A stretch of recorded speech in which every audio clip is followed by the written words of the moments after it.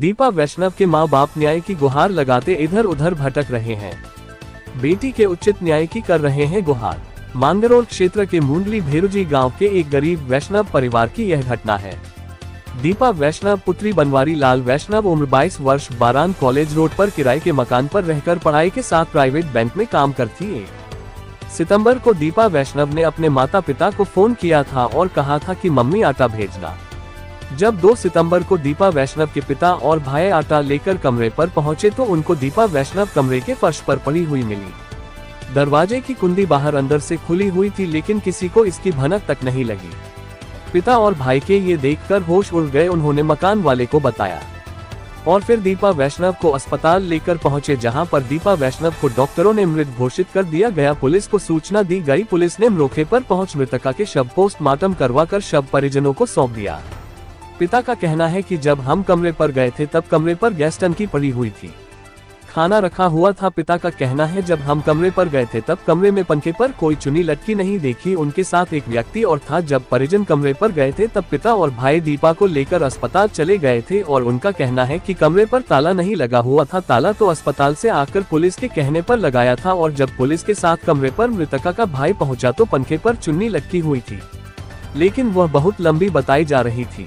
मृतका से एक दिन पहले उसकी मां से बात हुई थी तो वह थोड़ी डरी हुई बात कर रही थी।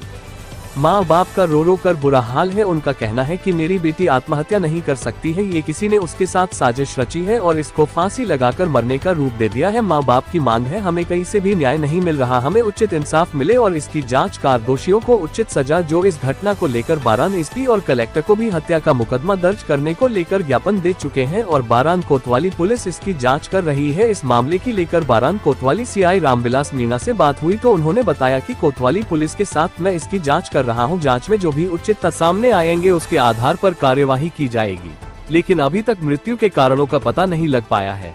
पिता ने बताया कि मेरी बेटी के साथ हुई इस घटना की सही तरीके से जांच कराई जाए। जिस किराए के मकान में रह रही थी उनसे पूछताछ हो, जिस प्राइवेट बैंक में काम करती थी उनसे भी पूछताछ की जावे ताकि मृतका के माँ बाप को उचित न्याय मिल सके। मृतका का एक भाई और 2 बहन है। माँ बाप उचित न्याय की आश लगाए बैठे हैं। TV1 न्यूज के लिए मांगरोल मुंडली से महावीर मीणा की रिपोर्ट। ये जो आपकी बालिका के साथ घटना घटी है वो कब की थी? 2 सितंबर की। तो फिर इसमें आपने क्या देखा था? आप ही गए थे उसके कमरे पर? हाँ, हम गए थे, मेरे बच्चा में हम दोनों गए थे। जो साहब दरवाजा खोला, दरवाजे पे पड़ी हुई मिली हमको। तो जो हमारा वो श्वास खराब हो गया, जो हम उस स्थिति में उसको निकाल के ऑटो में लेके मतलब बारान ले सब का नाम देखते हैं। हॉस्पिटल में हॉस्पिटल वालों ने क्या कहा? हॉस्पिटल वालों ने कहा मस्तिष्क हो गई। और जब वहाँ मकान पे कहाँ किराए पे रहती थी, कैसे रहती थी? अशोक बनिया के मकान में रहती थी। तो उनसे पूछा होगा मकान वालों से? सबसे पूछा। उन्होंने ये बोला कि हमारी कोई गारंटी नहीं, हमको इनको ध्यान थोड़ी रखेंगे, हमारी कोई जिम्मेदारी नहीं बनती है। क्या करती थी लड़की? वो एक्सिस बैंक में काम करती थी, उसके बाद में कोटेड बैंक में चल गई थी। वो अभी साथ में पढ़ाई भी करती थी? पढ़ाई भी करती थी वो। आप दीपा के भाई हो? हाँ। तो आप ही गए थे अपने पापा के साथ में? हाँ, दोनों गए थे। क्या देखा आपने? हम जैसे गेट खोला तो गेट खोलते हैं हमें तो सामने पड़ी हुई मिली। हाँ। और फिर मकान मालिक इनको बुलाया। हाँ। और उसको देखते हैं फिर हम हॉस्पिटल में लेके गए। हाँ। हॉस्पिटल वालों ने क्या कहा? फिर उसकी जांच करी और उन्होंने बताया कि मृत हो चुकी है। फिर मृत घोषित कर दिया, मतलब घोषित कर दिया उसने। हाँ। तो आपको क्या शक हुआ भाई? कैसे इसकी मृत्यु हुई? इसका पता चला? इसका कोई पता चला अभी, कोई पता नहीं चला। पुलिस वालों के फोन किया तो पुलिस वालों ने बोला कि हमारे दोबारा कॉल मत करना और किसी से भी अभी तक कोई जांच नहीं हो रही है। किसी से अभी तक किसी से कॉल नहीं किया गया है। पुलिस वालों ने कोई पूछताछ नहीं हो रही, मतलब इस जांच की कोई कार्रवाई आगे कोई पता नहीं चला अभी तक? पता नहीं चला। ये कब की घटना थी? हमने तो उसे 2 सितंबर को देखा है। हाँ। और पुलिस वाले 24 घंटे पहले की कह रहे हैं। और आप उसको कब गए थे वहाँ उसके कमरे पर? 2 सितंबर को। वो क्या करती थी? वो पढ़ाई करती थी और बैंक में जॉब करती थी।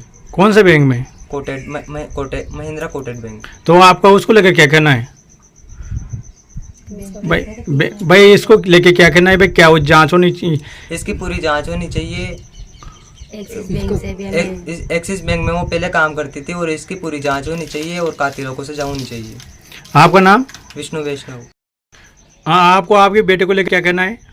यही कहना है साहब, हमारे उनको दी तो संडे का था ना, फोन आए तो हाँ। 8:30 बजे दीपा को फोन आए थे कि मम्मी मैं आड़ोती में खर्च मतलब मारा ऑटो को ना मैंने की शनिवार के दिन बेटे तो क्यों ना आई। हाँ। तो बेटे मुझे छुट्टी मारी लेट हो मम्मी कह 6 बजे कह हम्म। तो 7 दिन खड़ गयो जो 7 दिन मैंने कहा मम्मी मारा ऑटो बीत गयो। तो मैंने की बेटे ऑटो तो को आते ना ना मुतार काल का ना मुतार 2 तारीख ना हर पान काल भेजू। तो दोनों का पिताजी और भाई दोनों गया यहाँ से साथ में सोमवार को हाँ। सोमवार को जाता है और 12 बजे यहाँ से पूछ गया ठेठ यहाँ से पूछ आए जैसे ही गेट खोला तो उनकी आड़ी पड़ी हुई मिली।